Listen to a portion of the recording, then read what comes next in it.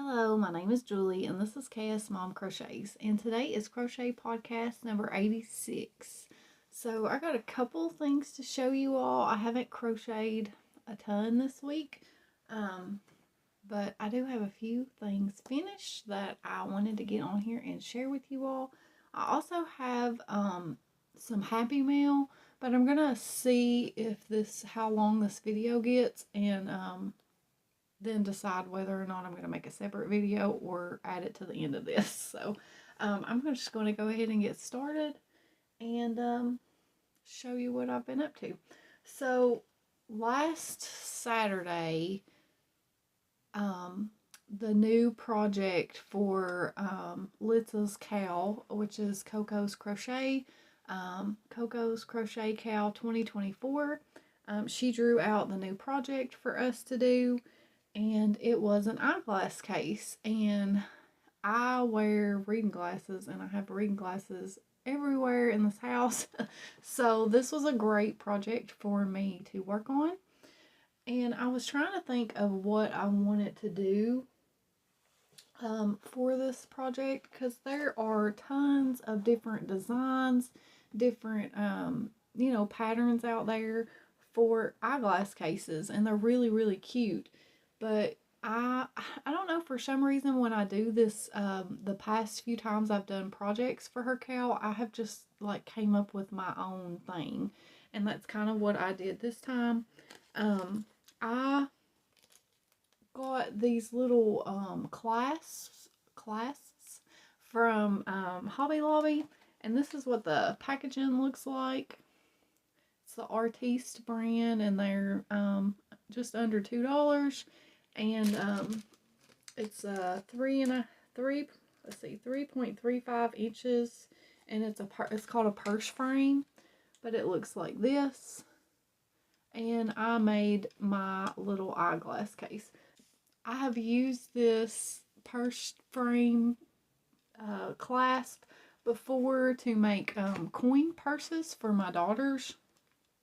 I didn't bring one in here. I wish that I had, but I didn't bring one in here. But it's basically the same exact thing, except it was shorter, and I used a thinner yarn. I used a 3.5 millimeter hook on this, and I used Dishy's multi cotton, which is from crochet.com, that I was gifted in the color Friendship Bracelet to make this. And I think it turned out really, really cute. I like the way the colors came out. I did start with the circle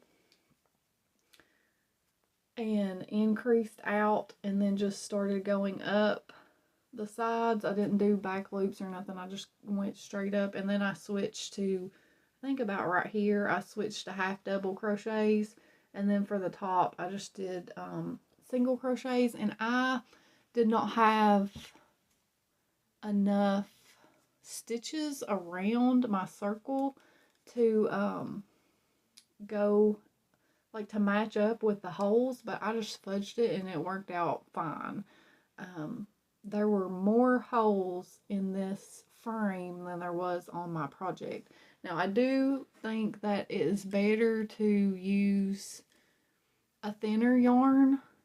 I kept breaking my yarn trying to thread it through this metal part because the yarn was just a little bit too thick, and it was kind of, you have to, I'm sure you're like me and you have tons of needles, and I have some upholstery needles that are like curved, and one of the smaller ones of those fit in this perfect through those little holes there. And now I didn't do a very good job of like seaming it up. I'm not really sure the best way to do it, so I just kind of like whip stitched it, I guess is what it would be called, around to hold it. And then obviously here are my reading glasses. Now it is obviously too big, it's not like a snug fit for my glasses, but that's fine because you could add something else in there with it. Or if I have multiple pairs of reading glasses, so I always have extras because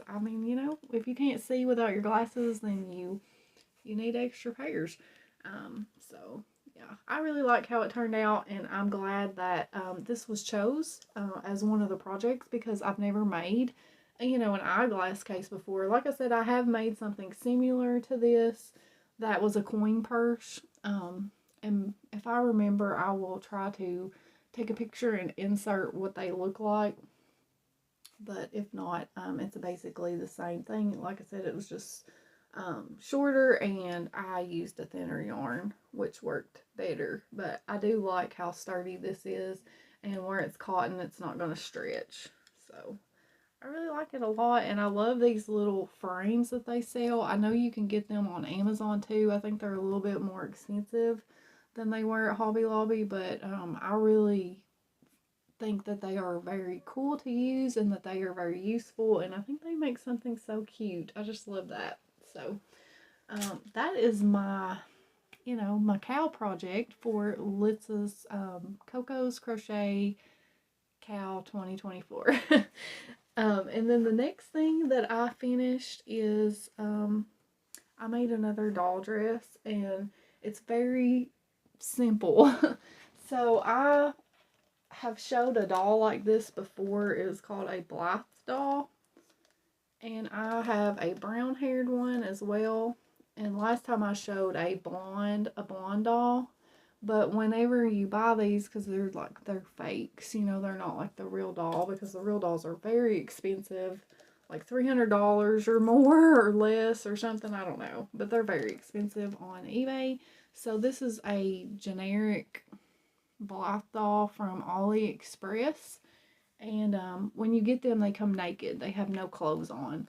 So she's been naked in a box for a while, and she really needed a dress. So I made her this little red and blue dress, and I think it turned out really, really cute. I used a 4mm hook, and then the red here is called Autumn Red, and it is Karen Simply Soft. And then the blue trim that I did is with Premier Eversoft in the color Navy. And I think that it's really cute. I like giving them fitted dresses. The dress that I made last time is my favorite. I really like how that one turned out. But I don't know. I was just crocheting, and this is what I came up with. And I think it turned out really cute, and at least she's not naked anymore. So I think she's really, really cute in this little dress. So there is my little doll dress. I think it's adorable, and I can actually have her out instead of being in a box. And I'm having to reach a little bit farther than normal because I scooted my desk away farther, and I meant to scoot it closer, and I forgot to before I started the video. Okay, and then the last thing that I finished is my Huggy Monkey. And oh my goodness, he turned out so adorable. So I say this every time that I show one of these projects, but I have a basket that has books in it that I've purchased, and I draw out a name. And these are all books that I have purchased this year. And then I have another basket for books that I've purchased in the past. But this is my basket for this year's books only. And I had drew out this Huggy Dolls Amigurumi. And it is by that Sage lady there. And I decided that I wanted to do the Huggy Monkey right here. And I had him almost done last time I showed him. I had a few things left to do, and I got him all finished up and sewed together, and he is so adorable. Like, I just love him so much. And last time that I showed this, I had one leg done, and I had not done another leg. And I said, well, I did not enjoy making that leg, because you make the foot and then you make the leg, and I don't think I'd ever made a foot the way that it was created. So it was different, and you had to really pay attention, but it worked up pretty quickly. But whenever I made the second leg, it wasn't as bad as the first one because I already had an idea of what I was supposed to do, so it went a lot faster. So I do think that I would make these feet again. I just want to retract that statement because I do think that it does look really cute on this little monkey. And I just think he's so cute. He is so adorable. And he does have a little tail on the back there. And I kind of changed the way that she did that. Like, she had you make a flat piece, which is usually what I do instead of going in a very small tube, but she wanted you to use the yarn tail to like sew it together, and instead of doing that I just slip stitched it together instead of sewing that tail together, and it worked out completely fine. And it is a little curly and I like that. I really like it a lot. And I was worried about because his head looked really small and his eyes and that muzzle are really big, and I was thinking, how in the world am I going to fit that on there? But it does. It works out. You just have to, I'm not used to sewing pieces on so low on the face. Like, usually, you know, you have more room and it's more up here where the eyes are, but where you sew that muzzle on so low, it just works out fine. And I really like how he turned out. I think he is so cute. And it would be so cute to make this like with a different colored shirt, or even give it a little skirt and a little bow on its head and make it a girl. But whenever I showed this to my husband, he said, what are you going to name it? And I was like, I don't never really name my amigurumi because I have a really hard time coming up with names. But he said that it's George. He named it George because it reminds him of George the monkey. So his name is George, and he's super cute, and I just love him. Now, I'll tell you real quick what I used. I used a 3.25 millimeter hook on this, and I used all Brava sport weight yarn. I used a brindle for the start color, almond for the muzzle. This color right here is called denim, and then this is just white. And then I did mention in a previous video when I showed his eyes that this part right here is made with a thread, a cotton thread, and that black part was coming out too big, so it is a two rows for that black part. And I used a one weight cotton yarn that I had, which is, you could probably use embroidery floss too. And I just did one row of that eye, and it worked out fine.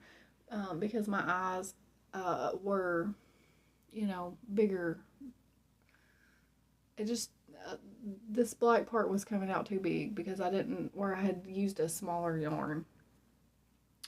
And then, the head and body of this pattern is separate, but it was one of those patterns that is just super simple to just keep on going with that head, and so that's what I did, and it worked out perfect. So I really like him a lot. Like, I'm like really happy with him. I was wondering if I was going to love him as much as I do, but after I got him all sewed together and seen him you know, come to life and get his own little personality, I just think he's super cute, and he's a lot different than other monkeys that I've seen, you know, with his big old eyes. So I hope you all like seeing him too, and I'm so glad that you know, I worked from that book, because that is one of the bad things about buying a lot of books, is that you squirrel away from the books that you bought, and a lot of times they just sit. And even though I do, I've heard other people say this before too, and I'm the same way. Like, I will sit and look at my books like magazines. I just love looking at the pictures. It gets me inspired to crochet something. So I do use them that way a lot, but it's nice to work out of your books as well. And this is really helping me, you know, to work through my books. So I think this is definitely something that it was beneficial for me, and I am very, very glad that that I started doing this. So I do have one work in progress that I want to share with you all that I've actually worked on, and it's a project that you haven't seen. I started a project from the other book. Oh, okay, I'll just wait. I started another project. Let's see if I had it wrote down. Yes, I did. Okay. So I pulled this book out of my other basket. This is a book that I've had in my library for about a year, I guess, and I hadn't worked out of it. So that basket, like I said earlier, is all books that I haven't worked out of that I've owned for, however long. I haven't bought them this year. And so I had a really hard time picking a project to start out of this book because there are some really, really cute patterns, and there's a lot of things that I would love to do. But one, sometimes you just have one that just speaks to you, and that's what happened. So I did decide to do probably one that you're going to be surprised by, because I don't even think that I even showed him on when I showed the book. And I decided to do Gene the Fox. I just think he's so cute, and I just really wanted to make him, and I had the right colors at the time, and I thought, I'm going to make him. So that's what I did. So I started him, and I'm using a 3mm hook, and I'm using all Bonbon Eintz yarn. Not all. I'm using one Bonbon Eintz yarn. And this color is called Rust. Now on the labels they just have numbers, but on Mary Maxim's website they did have the name, and it is Rust.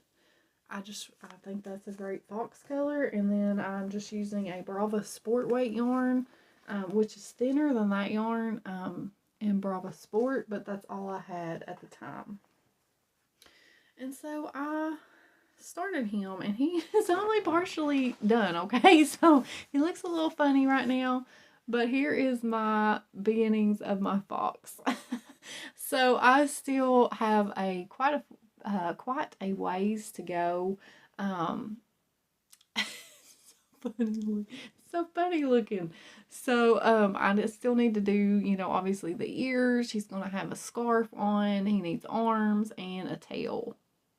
And I think that's it. But I did go ahead and get his face and his head sewed on. This is one of those patterns that I was going to try to make all in one piece, but the way that the head shaping was, I just did it like the pattern said, and actually sewed the head on the body, and that is something that I struggle with, making that look right. So I'm really glad that this little fox is going to have a scarf to cover up that neck area, because I did not do a good job whatsoever on that sewing up, but that scarf will hide that. But I don't know, I fell in love with how like chunky his body is, and then he has these little tiny stubby little legs, and that's so cute. Now you do work the legs, and they're connected, and then you work the body, so you don't have to sew the legs on, but you do have to sew that muzzle on. And there is, on the muzzle there's color changing every row, so you do so many stitches in the rust color, and then so many stitches in the white in each round, which was fine. It went fine for me. I haven't done that a ton, but I have done it before, and I think that it turned out really good. The good thing about doing a muzzle like that, and then on a fox or an animal that has white here, is that it's really easy to line up where your muzzle needs to go, because you have that color that you can line up. So that made the sewing part of that very easy. And then you just whip stitch a nose. And it's not perfect, but I did the best that I could. And I did use Cassandra over at craftablyeverafter's embroidered eye tutorial, and I swear I had no intentions, and that has happened. That's happened quite a few times where I've been using her eye tutorial so much that I forget to get my safety eyes out. And this pattern didn't tell you to place the eyes until like maybe I think it might tell you later on in the pattern, but a lot of patterns will be like, okay, place the eyes between such and such row. And if it said that, I didn't see it, or I just skipped over it. I don't know, but I didn't see that. So I just kept on working that head and closed it up, and didn't put no eyes. But I don't know. I think that those eyes just made it even better. So maybe it was a happy little accident. So I am very happy with how that it's turning out so far, and I think it's going to be really, really cute. And the good thing about it is my daughter Shaylee loves foxes. It's one of her favorite animals, besides like sea animals like whales and stuff. She really does love foxes, so maybe this will be one thing that she'll actually want. But that pattern is a lot of fun. I didn't even see... because these books are by all different designers.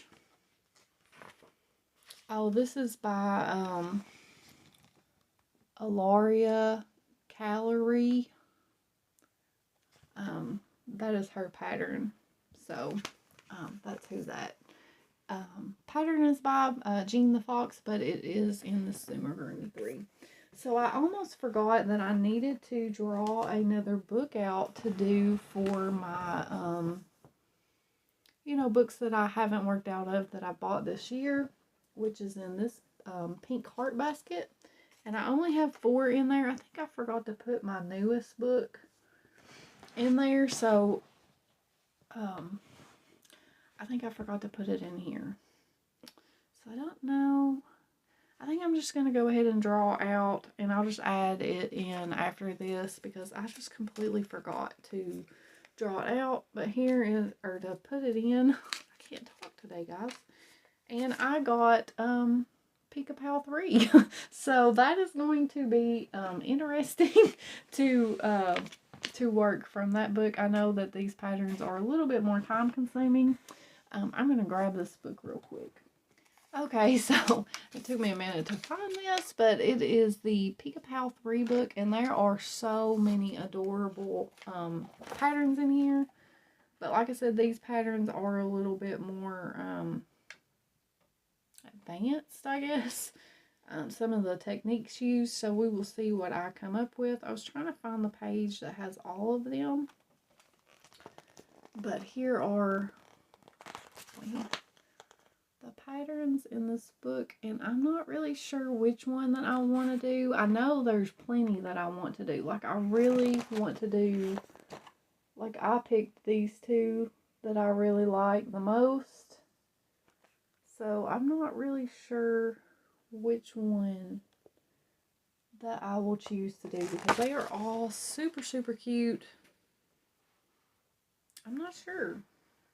So we'll see. We'll see which one that I decide to do when I come back, if I've started it. Because like I said, I am not, I don't know what all that I want to make because I haven't really been crocheting a lot this week. So we'll see if I jump into that book this week because I am on vacation, which is so nice. Except, your kids, they think that you've got to run them. They think that you've got to run them all over everywhere. So, yeah. All the things that you don't do, that you put off, that's what happens. That's what you have to do when you're on vacation. It's all the things that you should have done, throughout, the year or whatever. And, yeah, so that's what I'm doing, playing catch up. So I think that I'm going to do a separate video since this video is kind of getting long. I know my videos are always really, really long, but I do have some Happy Mail, and I don't want to rush through it because there's some magazines in there that I am really excited to share with you all. So keep your eye out. I will be posting a Happy Mail video, and I'll be wearing, you know, the same shirt. So, so I will see you all real soon in another video. Bye.